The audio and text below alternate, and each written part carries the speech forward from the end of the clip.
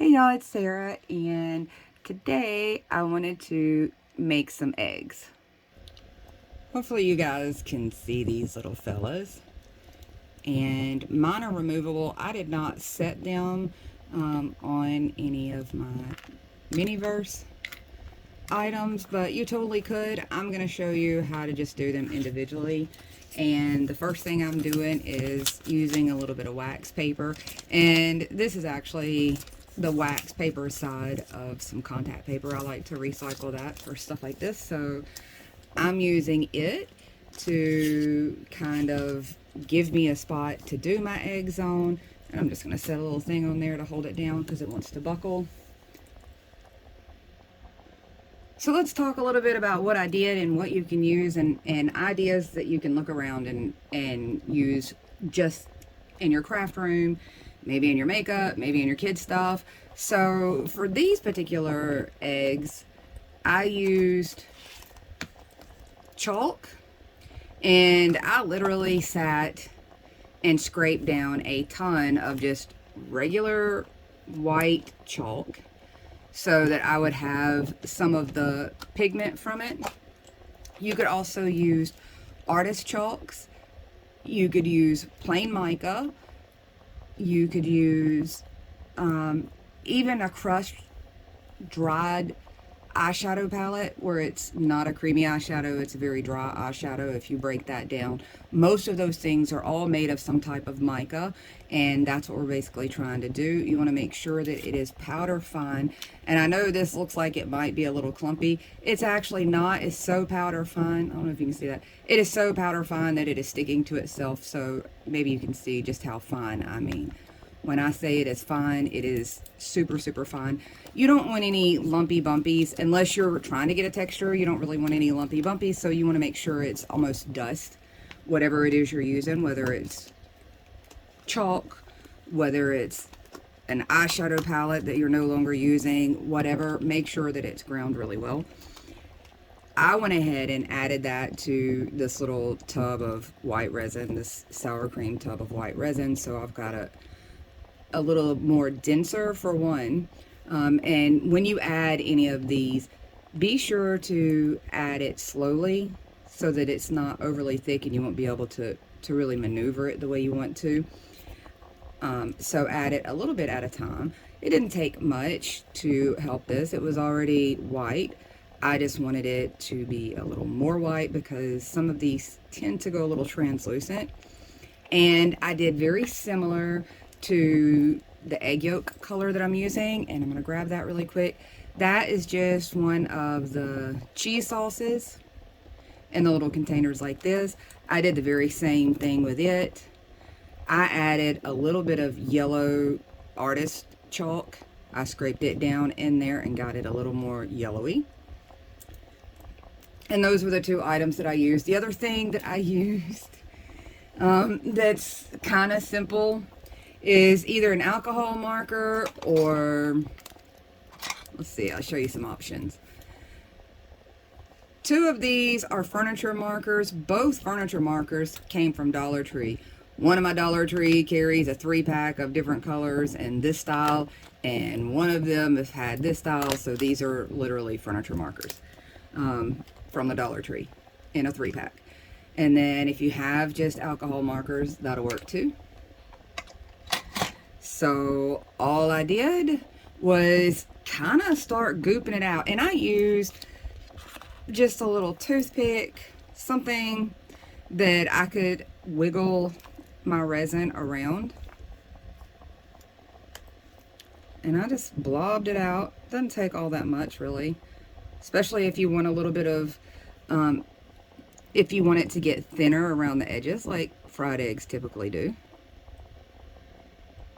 So I just kind of blobbed it down, and I'll try to get us a little closer here in a second after I get this to drop down. Hoping you guys can see that. I didn't think about the fact that it was white on white, but most of your wax paper tends to be white. So I've got it in a little blob of a shape. pulling some of that out, and I let it sit for a couple minutes. I did a couple of them, let it sit and self-level for a moment or two. And I'm spreading these edges just a little more, so that it wasn't super lumpy looking. I just went ahead and did a couple of them, went about my business, did a few other things, and come back to them. And that really seemed to help them level out a little smoother there on the top. You can always pull a little up in the center or wherever it is. I don't know if you can see that string up, but pull a little up in the center where you're planning on putting your yoke. And that just kind of gives you a place to eyeball for your yoke and kind of the starting point for your yoke. And I might as well make a couple of these. Let's make a couple. So the next step after you let it settle and kind of self-level for a few moments, or if you're good with the shape, which I want to keep some of the lumpiness in there. I want to have, you know, a little bit of motion. I don't know if you can see those super well, but I'm going to go ahead and run them through my light, and I'm just going to use my nail light on the side, get these solid, and then we'll go into the yoke. Alrighty, my little guys are hardened now, but I don't want to peel them off just yet because I think having them in place makes it much easier for me to get my yoke on. And you don't know how hard it's been for me to not make yoke jokes. I'm trying very hard.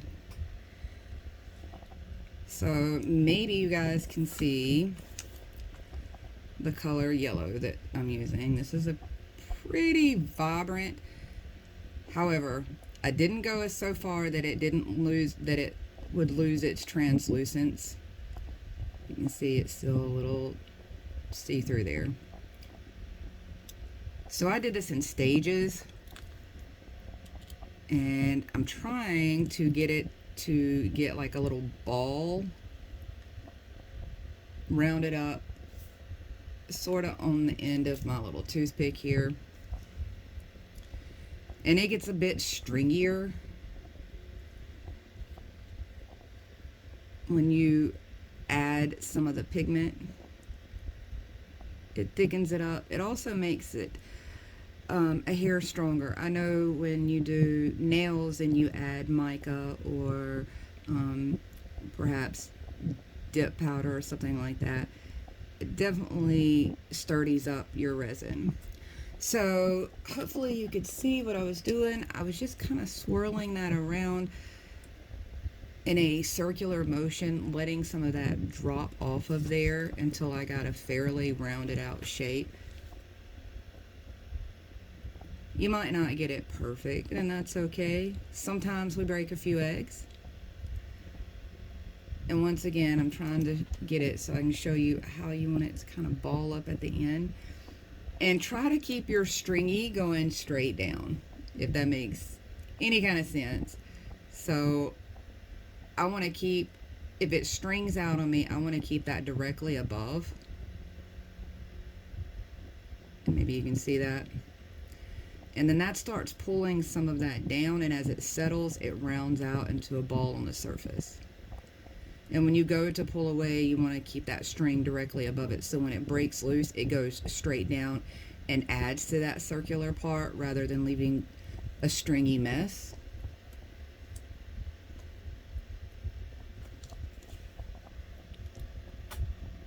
And I'm going to try to come at that from above here, so maybe you guys can see a little of what I'm talking about. So I've got a good dollop going at the end of there. And I want to get it to come down. Now remember, this white is already cured. And you could try it on it while it's still wet, but I was afraid of accidentally mixing my colors as I was trying to get my yolk to stay. And I feel like that chunk might be a little large. Oh no, we busted an egg. That is tragic.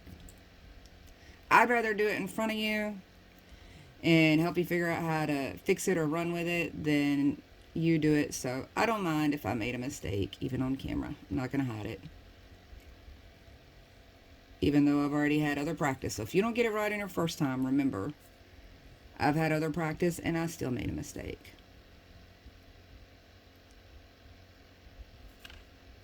And I've got a little tiny fan going over here because I definitely needed it. And it's making this resin be a little more difficult because the fan is blowing right on it.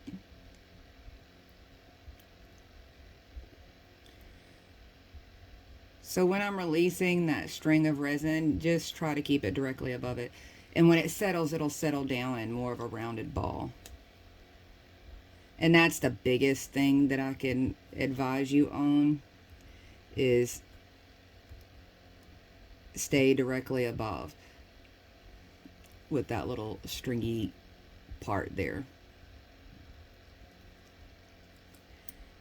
And I'm gonna let that one settle down. It has already broke itself loose. Now, I could leave that egg there, broken, which is kind of cool. Or you can clean it off with a little bit of, you can clean off the sticky resin with a little bit of rubbing alcohol. That works kind of like a slip solution in the nail world does. And you can pretty much get all the sticky residue off, because I know sometimes if you just go to wipe it, it still leaves a residue or stuff starts to stick to it. So there we go. My messy egg is completely wiped down and completely clean. I can go in and try that yolk again. So if you don't get it right the first time, don't panic. You can still save it. That's the other benefit of curing before trying to start the yolk.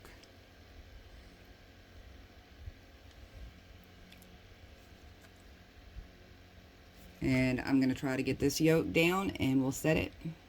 So my little eggs are out of the fire, and now I need to do a little cleanup. I'm just going to nip. I've got a few little stringy spots. I'm just going to nip those off with a pair of scissors. Usually I keep fingernail clippers nearby for stuff like that, just because I can get so much closer to the edge and I feel like I've got so much more control. But I'm just going to tip those off, because now is when I want to add the edges, the little bit of fried brown edge. This is where I'm bringing in an alcohol marker, a furniture marker, whichever. Something a little more on the permanent side. And let's see if I can show somewhat clear. I'm just hitting those edges a little bit and then rubbing it down. And what remains is pretty much going to stay unless you clean this thing off with alcohol at this point. So I tapped it on there and then I rubbed it off a little. Hopefully you can see that. Let's try it on some white. My little eggs, I didn't even have to peel them off this wax paper. They just slid right off. So I do a couple spots and then literally rub it down. This is why my nails and my hands are always a mess.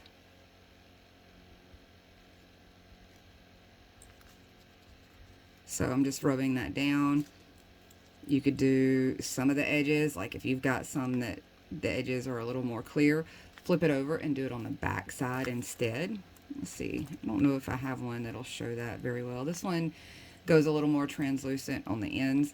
So in those spots in particular, I did the back side of it to give it an interesting feature, but really you just kind of tap it on there.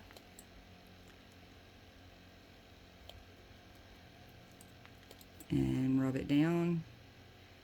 You could put some towards the middle areas if you wanted that to look a little more fried. And also if you wanted these to look more like they were over easy or over well, you could come back in now at this stage over your yolk and do a thin layer of the white again. And you would have something that looked more like over medium or over well, instead of this sunny side up. So I think these are all pretty good. Maybe you can see those there a little better now. And there you go. We're all done. I now have a half a dozen of cute little fried eggs. And I hope you enjoyed. I'll be back soon with some other ideas.